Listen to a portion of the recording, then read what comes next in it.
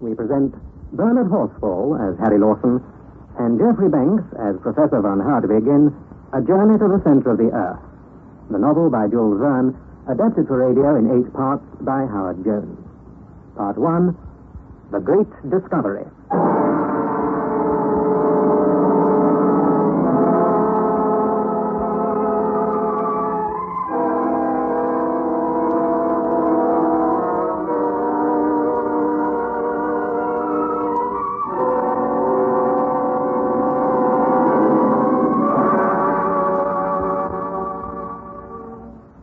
Looking back to all that has happened to me since that eventful day, I can scarcely believe in the reality of my adventures.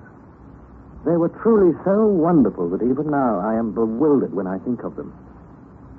But first I must introduce myself. My name is Harry Lawson. I'm English. My uncle, Professor von Hardwig, is German. He married my mother's sister, an Englishwoman. At the time I am speaking of, he was a man of about 50. Tall, thin, and wiry, with spectacles and big protruding eyes. Being fond of me, he had invited me to study under him at his house in the Königstrasse in Hamburg, and this delighted me, for although impetuous and eccentric, my uncle is a scholarly and wealthy man, a professor of philosophy, chemistry, geology, mineralogy, and many other ologies. Also, although it has nothing to do with my story, I was in love with his goddaughter, Gretchen. Well, one day, my uncle returned from a solitary walk in a tearing hurry, flung back the front door, and shouted at the top of his voice, "Harry! Harry! Where are you, Harry?" "Coming, Uncle, coming. What's all the excitement?" "Wonderful, wonderful, wonderful. Harry! This book I have just bought. Looks pretty old. What is it?" Heimskringla of Snorri Sturluson, the celebrated Icelandic author of the 12th century. It is a true and correct account of the Norwegian princess who reigned in Iceland. Dear me, what language is it written in, Uncle? It is a runic manuscript, the language of the original population of Iceland, invented, so the tradition says, by Odin himself. I was about to venture some misplaced joke on the subject when a small scrap of parchment fell from the leaves of the book. It was about 5 inches by 3, and scrawled over in the most extraordinary fashion. Like a hungry man snatching at a morsel of bread, the professor seized it, told me to sit down and write. Are you ready? Yes, Uncle. And follow closely. I will substitute a letter of our alphabet for that of the runic on the parchment, and we will see what that produces. Now, begin, and make no mistakes. MRRLS ESRULKEGII.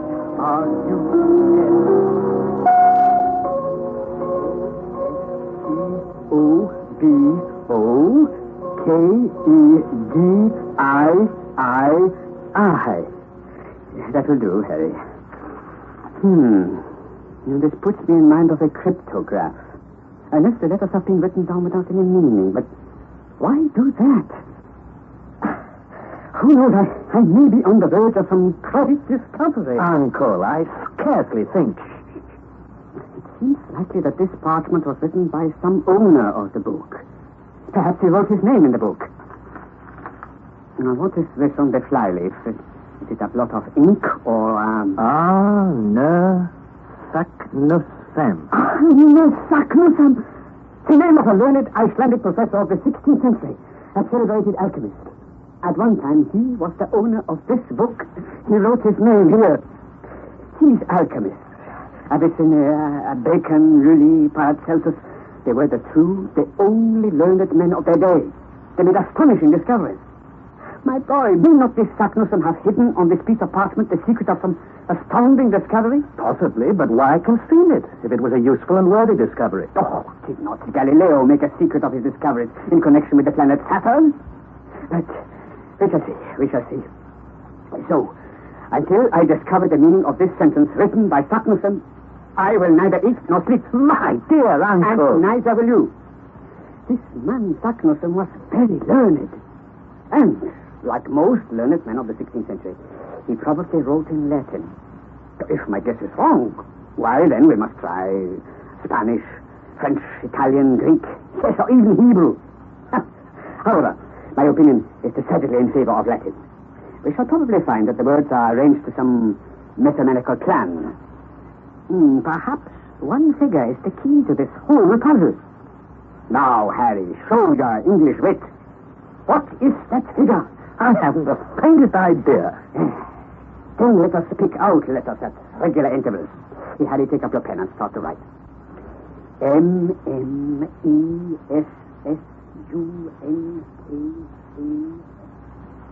When I was done, I could scarcely keep from laughing. I had written down 4 lines of complete nonsense, so it seemed to me. On the other hand, my uncle... No! What does it mean? What does it mean? Well, it won't defeat me. It won't. I will find out.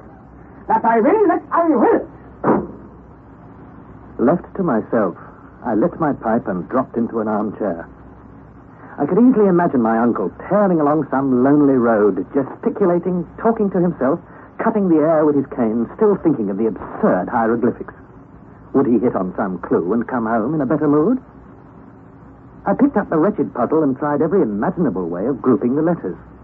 I put them together by 2s, 3s, 4s, and 5s, all in vain. I pondered and pondered. It was enough to drive a man mad. Mechanically, I took up the piece of parchment and fanned myself with it, so that I saw first the front and then the back. Imagine my astonishment when, glancing at the back, the ink having penetrated the parchment, I clearly made out Latin words. Craterem terrestri. It came upon me in a flash. This was the clue. I had discovered the secret. All you had to do was to read the document backwards. The ingenious theories of the professor were correct, and I, by sheer accident, had discovered what he wanted to know.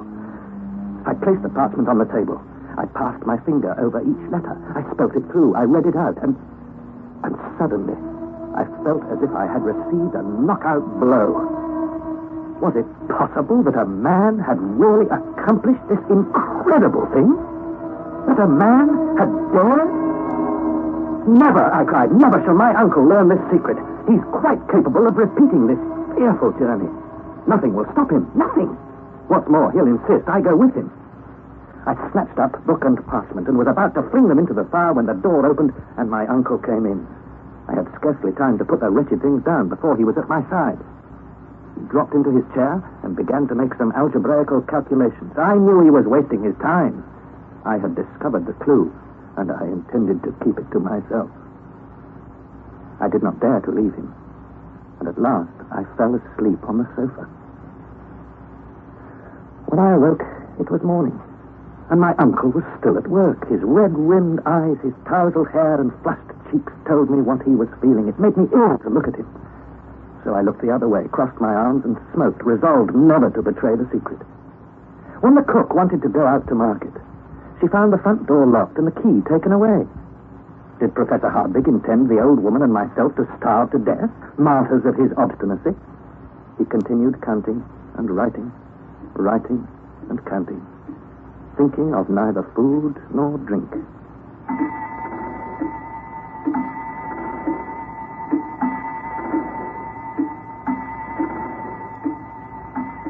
"12 o'clock. I was famished. There was nothing in the house. 2 o'clock. I could not bring myself to keep silent any longer. "Uncle," I said, but he didn't hear me. "Professor Hardwick." How did you speak? Uncle, I had already made an important discovery. Do you have some idea of the meaning of this call? You, Harry? Yes, Uncle. Look at the sentence you dictated to me. I'm looking. It means nothing. Nothing if you read from left to right, but if you read from right to left. Backwards. Oh, backwards. Most cunning Saknussemm. What a blockhead I am. In Neffels Joculis Craterem Chem Delibat. Dog Latin, of course. The meaning of the whole passage in English is descend into the crater of Jokul of Snæfell, which the shade of Skartaris caresses before the talons of July, audacious traveler, and you will reach the center of the earth. I did it.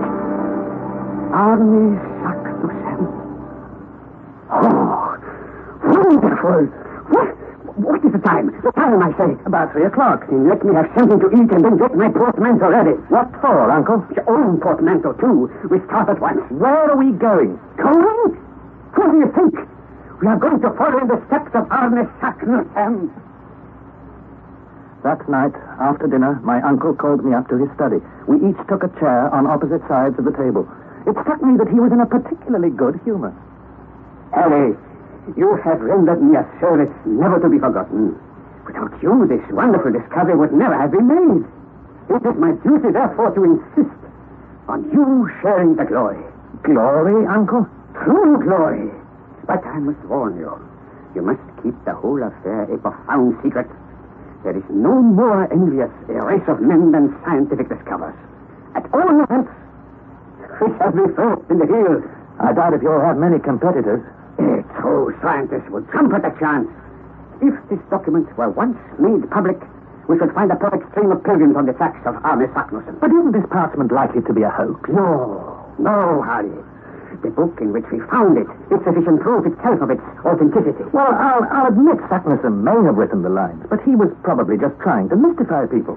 And what's all this about Jokul and Snivels and Skartaris? I've never heard of them. That's the very point I'm coming to. Not long ago, I received a map from my friend Augustus Petermann of Leipzig.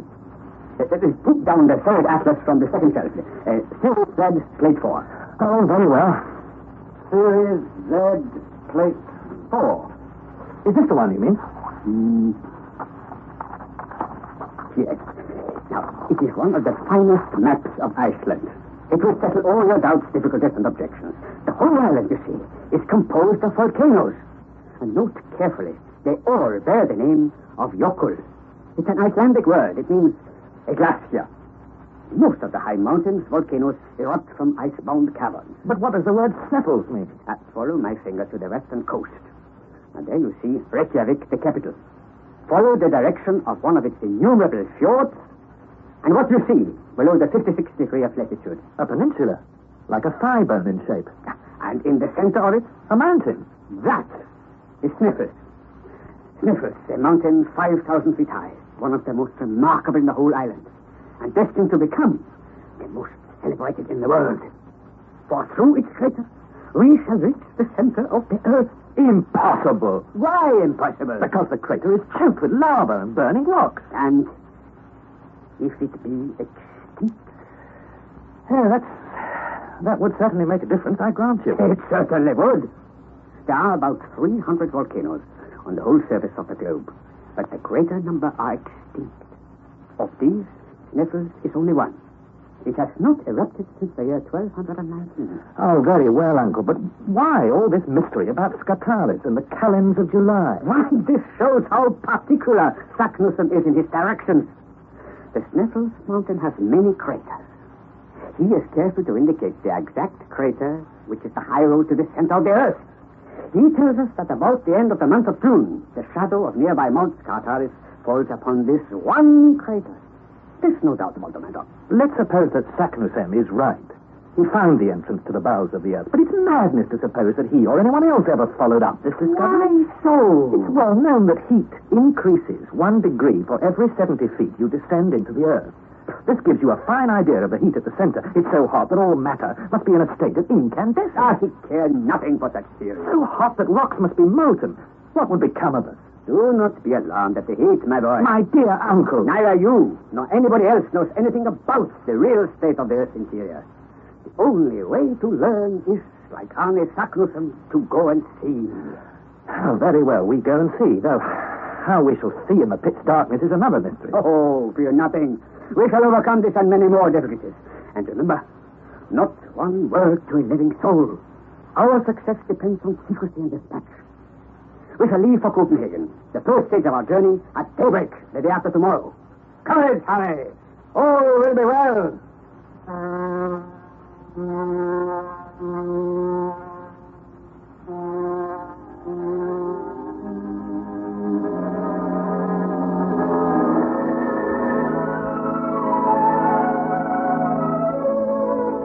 We left Hamburg precisely as my uncle had planned, and reaching Copenhagen on the day following, we discovered that a little Danish schooner, the Valkyrie, was to sail on the 2nd of June for Reykjavik. The captain was on board and seemed surprised at the energy and cordiality with which the professor shook his hand. To him, a voyage to Iceland was commonplace. My uncle, on the other hand, considered it an event of sublime importance. The honest sailor took advantage of the professor's enthusiasm to double our fares. I bore the voyage well, but my uncle, to his great annoyance, was dreadfully seasick. This troubled him all the more, since it prevented him from questioning the captain on the subject of Snæfell. He spent most of the time lying on his bunk, groaning and dwelling hopefully on the end of the voyage. I felt no pity for him. At the end of a fortnight, we again sighted land, Reykjavik. My uncle dragged himself from his cabin, haggard and pale, but full of enthusiasm, his eyes shining with pleasure and satisfaction. He led me to the quarterdeck, gripped my arm, and pointed over the northern part of the bay to a high twin-peaked mountain, a double cone covered with snow. Behold, Mount Snæfell.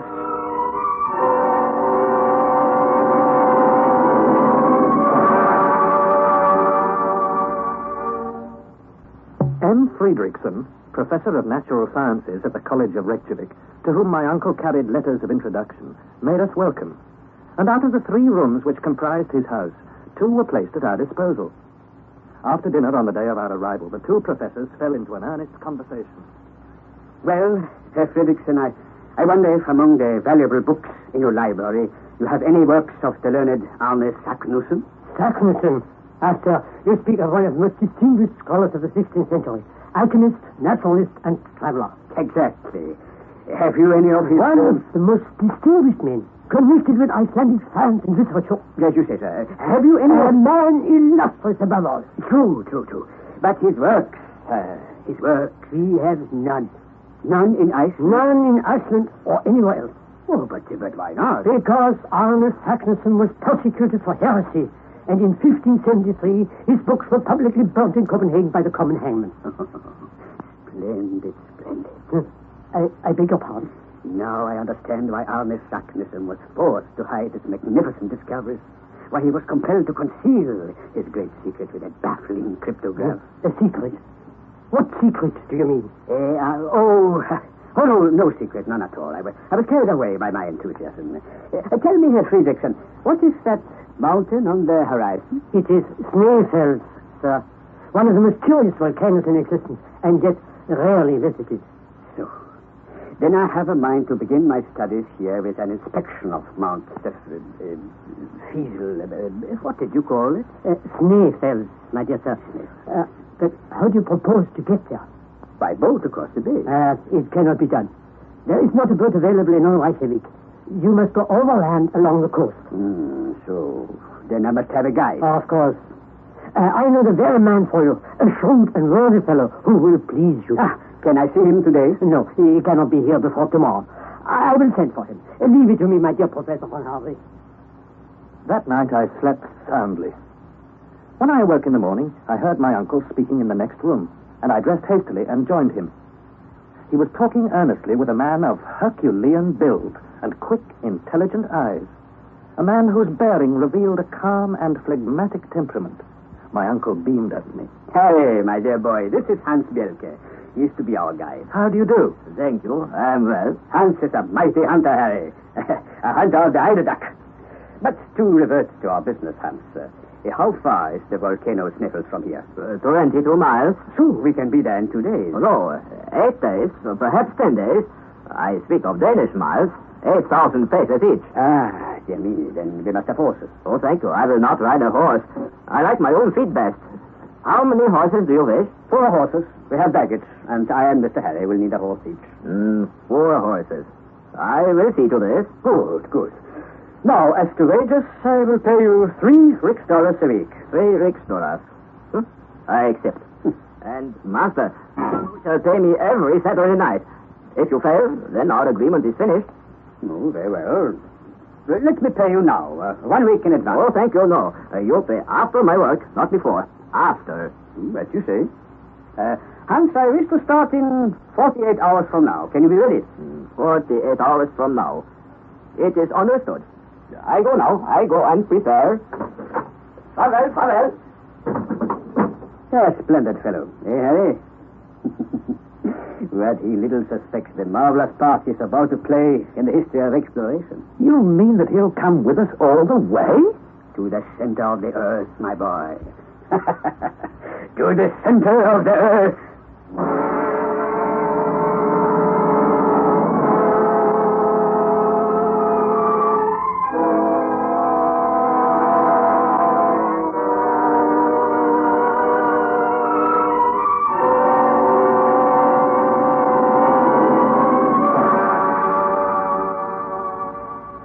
For the next 2 days, we were busily occupied in packing our instruments, weapons, tools, and our provisions. Our instruments, briefly, were as follows. 1, a thermometer of Axel, marked to 150 degrees. 2, a manometer, an instrument worked by compressed air to ascertain atmospheric pressure at sea level. 3, a first-class chronometer by Boissonat of Geneva. 4, 2 compasses. 5, a night glass. 6, 2 Ruhmkorff's coils, worked by electricity, which would supply a first-rate portable light. 7, a voltaic battery. Our weapons consisted of 2 rifles and 2 6-shooter revolvers. Our tools were 2 pickaxes, 2 crowbars, a silken ladder, 3 iron-shod poles, a hatchet, a hammer, a dozen wedges, some pointed pieces of iron, and a great quantity of strong rope. The hamper of provisions contained enough concentrated meat and biscuit to last us 6 months. The only drink provided by my uncle was the Hollands gin called Schiedam. Of water, not a drop. However, we carried gourds, and my uncle counted on finding water and filling them at the outset of our journey. Finally, we also carried a medical chest, boxes of tinder and tobacco, and a large belt crammed with notes and gold. I shall not dwell on our adventures and misadventures on the journey to Snæfellsnes. When we arrived at the village beneath the mountain, Hans hired 3 Icelanders to replace the horses. It was understood that these men would leave us at the bottom of the crater. When my uncle told Hans that he intended to explore the volcano to the last possible limits, Hans shrugged his shoulders and said, "It is all right. Where you explore, I come. To me, it is all the same." And so at last we started to climb the mountain. Snæfellsnes, 5,000 feet high, is the termination of a volcanic mountain range, and Hans led the way up its slopes as calmly as if he had been walking over Salisbury Plain. About 7 in the evening, we reached a kind of spur, and I felt I could go no further. This was the region of eternal snows. The cold was searching and intense. The wind blew with great violence. Despite his impatience, my uncle decided to call a halt. Stop! Hans! We shall stop here! We cannot stop. We must climb higher. What? Why must we climb? To save our lives. Look below. It is the Mistur. Come, master, come. Mistur? What's he talking about? There, Harry. There is the Mistur. I looked on the plain below. A vast, prodigious volume of pulverized pumice, sand, and dust was rising to the heavens in the form of a mighty waterspout, and the wind was driving it directly towards the side of Snæfellsnes where we were perched. That's the Mistur, Harry. If it breaks over us, it will destroy us. Nothing is more certain. Make haste! Make haste, master! We are coming! Forward, Harry! Forward!